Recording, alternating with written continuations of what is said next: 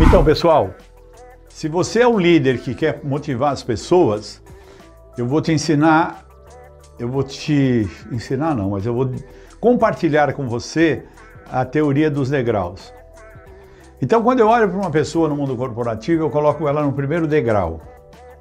No primeiro degrau, essa teoria é para você perguntar por que as pessoas não fazem o que você espera dela. E aí o feedback ajuda você a entender esse processo. Então eu coloco a pessoa no primeiro degrau e aí eu tento identificar se essa pessoa quer fazer o que eu espero dela. E aí eu questiono essa pessoa, já na entrevista eu tento entender como essa pessoa vai funcionar, como é que ela vai se dedicar. Se eu entender que essa pessoa está no primeiro degrau de forma positiva, ela quer fazer o que eu espero dela, aí eu me dedico a essa pessoa. Eu compro ela, eu trago ela para mim e vou virar o mentor dessa pessoa dentro do processo. Se naquele momento do primeiro degrau eu percebo que ela não está muito afim, você sabe que às vezes a pessoa vai fazer uma entrevista com você, às vezes você entra numa empresa, novo líder, contratado, você tem que começar a entender as pessoas. Isso para você trabalhar no processo de feedback é importante, você gostar de gente. Gostar de gente significa conversar com as pessoas, jogar a conversa fora, tentar entender. Eu, quando chego numa empresa para começar uma consultoria, eu aos poucos vou sentando com cada pessoa e conversando. Quem é você? Se é casado, é viúvo, tem filho, não tem filho, fez o quê? Casou quantas vezes? Percebeu? Você conhece o ser e não só o teu colaborador. Você conhece aquele ser humano. Então ele pegou no primeiro degrau, falei, legal, essa pessoa quer fazer. Quer fazer e eu começo a investir nela. Aí ela passa para o segundo degrau. E no segundo degrau eu começo a me perguntar se essa pessoa entendeu o que eu espero dela. E por que é importante essa pergunta? Porque às vezes você se comunica de uma forma achando que a pessoa entendeu o que você espera dela e ela não entendeu. Você pensa que ela entendeu. Você sabe que visão de mundo é uma coisa que é construída a partir da nossa criação, como seus pais criaram você, as experiências que você teve na infância, as experiências que você teve na sua adolescência, as experiências da sua vida adulta formam a sua visão de mundo. Como eu enxergo o mundo? Toda a comunicação que eu recebo, ela é filtrada, baseada na minha visão de mundo. Por isso que a programação neurolinguística diz que mapa não é território. Né? Porque o mapa é uma observação subjetiva do mundo. Território não, é a observação objetiva do mundo. Então eu tenho que me preocupar se a pessoa realmente entendeu todos os meandros do que eu espero dela. Cada detalhe da função que ela vai fazer. Se ela está aprendendo e compreendendo, porque só aprender não adianta. A pessoa, para aprender e assimilar e internalizar, ela tem que aprender e compreender. Ok? Aí eu boto ela no segundo degrau e fico analisando se ela sabe o que eu espero dela. E se for o caso, eu chamo ela. Digo, já faz aí 20 dias que você está trabalhando, eu quero saber o que você entendeu do teu trabalho. Isso é uma forma de feedback, eu vou fazer uma troca com ela.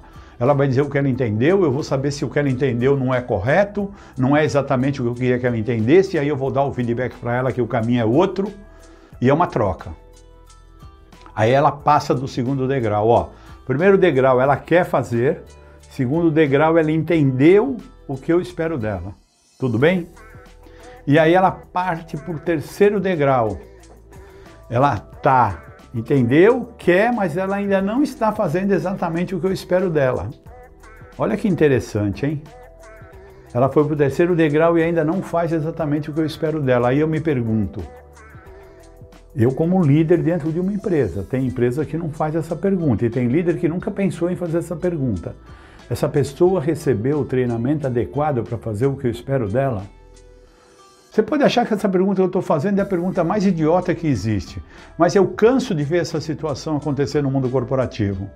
A pessoa entra, faz uma entrevista, começa a trabalhar e o líder, o patrão, o empreendedor, seja quem for, quer que ela produza exatamente como aquela que está lá há 2 anos. Sem dar feedback, sem dar treinamento, sem acompanhar o processo da pessoa.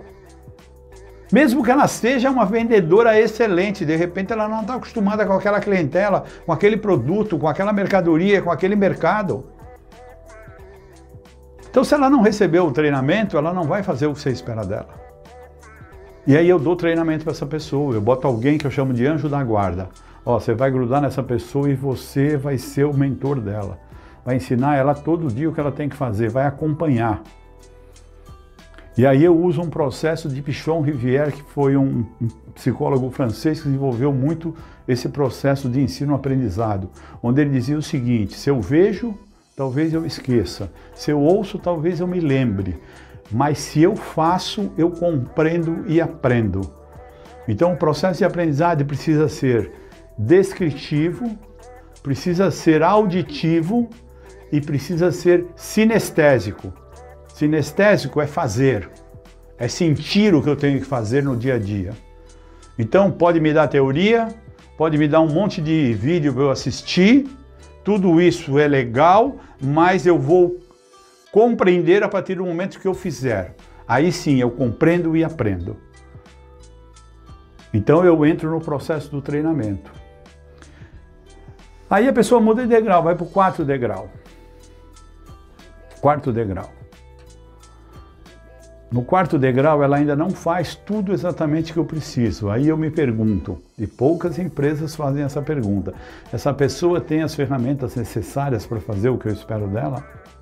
Porque às vezes você contrata mais um vendedor, mais um prospector, mais um assistente, mas ele ainda não tem mesa, não tem telefone, não tem sistema. Quando tem esses dias eu numa empresa, um cara novo trabalhando, eu fui lá conversar com ele, bater um papo, falei: e aí, como é que tá indo? Ele falou: eu tô indo, mas eu não uso todos os recursos ainda que eu preciso no sistema. Eu falei: mas por quê?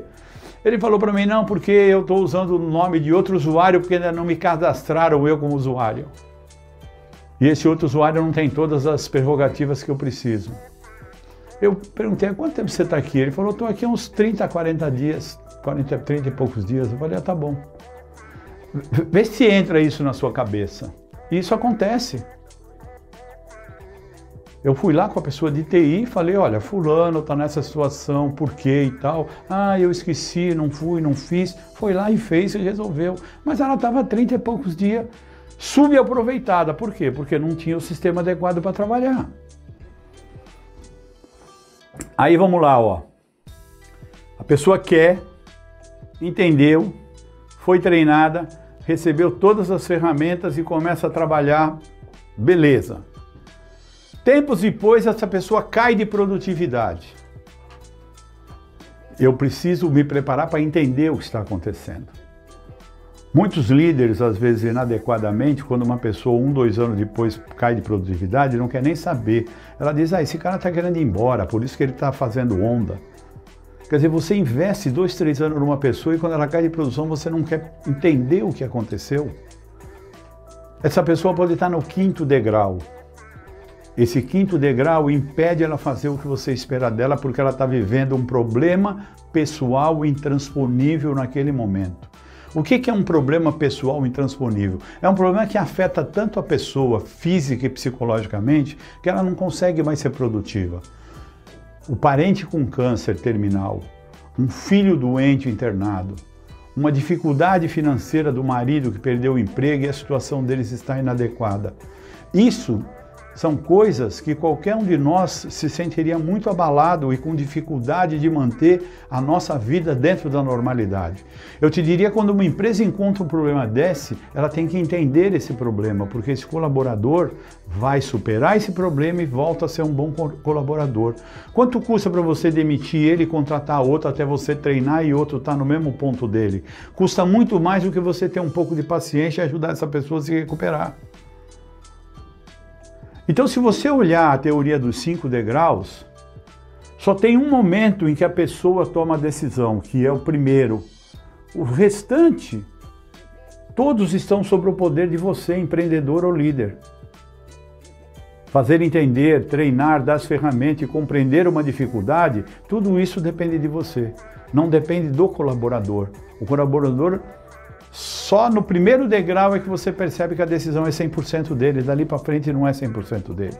E em todo esse processo, a ferramenta mais adequada que você tem é usar o feedback. Dentro do processo de feedback, principalmente quando você está no feedback corretivo, que você quer entender o que aconteceu, você tem um processo de usar as perguntas poderosas. Que nós já gravamos vídeo sobre isso, está aí na nossa lista de vídeo. Se você souber usar as perguntas poderosas, você consegue extrair da pessoa exatamente o que ela pensa e o que ela está fazendo nesse momento e por que ela está fazendo. E são perguntas muito fáceis de você levar a pessoa a um caminho. De vez uma pergunta como por que você fez isso, que a resposta normalmente vem porque sim ou porque não, é o que fez você a fazer isso, o que fez você levar a fazer isso, o que te levou a fazer isso, o que você poderia fazer diferente, não é por que você não fez diferente. O porquê não leva a pessoa a uma reflexão, não leva a pessoa a pensar. O que você poderia fazer diferente, para ela te responder, ela tem que pensar. Fazer perguntas abertas para ter respostas generalizadas, fazer perguntas fechadas para ter respostas específicas. As perguntas, dentro do processo de feedback, elas são como bisturi. Se você souber usar um bisturi, você salva a vida. Se você não souber usar, você mata as pessoas. Por isso que às vezes o feedback é mal visto, porque as pessoas usam essa ferramenta de forma inadequada, simplesmente fazendo crítica ao comportamento, pior, fazendo crítica à pessoa. Ah, você é um desleixado, você é um vagabundo. Quando você poderia dizer, olha, o seu trabalho está inadequado por causa disso, disso e disso. O seu trabalho está sempre atrasado, prejudicando todo o grupo. Não é ele, é o seu trabalho, é o trabalho dele. Ele tem capacidade, como eu tenho, como qualquer um de nós tem, basta ele querer. E ele querer ou não querer depende da forma como você se relaciona, como a empresa se relaciona, como o ambiente favorece a relação com ele. Pense nisso, daqui para frente, trabalhe e lide com as pessoas com muita elegância, com muita delicadeza. Porque se você estiver trabalhando com pessoas, você tem que ser sutil e elegante, tá bom?